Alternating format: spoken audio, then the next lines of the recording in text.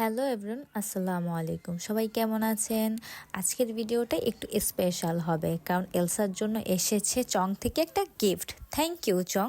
আমাদের বাংলাদেশে যে ক্যাট ফুডগুলো আছে বাহিরে, সেই ক্যাট ফুডগুলো খুবই হাই রেঞ্জের হয়ে থাকে এবং ক্যাটদের যেহেতু ক্যাট ফুডটা খুবই পছন্দ, তো ওদের জন্য ক্যাট ফুডটা মাস্ট বি লাগে এবং অনেক হাই রেঞ্জের কারণে দেখা গেছে যে ক্যাট প্যারেন্টসদের এটা অনেক হাই রেঞ্জে হয়ে যায়, নিতে পারে না। তো বাংলাদেশে এই ফার্স্ট টাইম একটা ব্র্যান্ড আসে, সেটা হচ্ছে চং।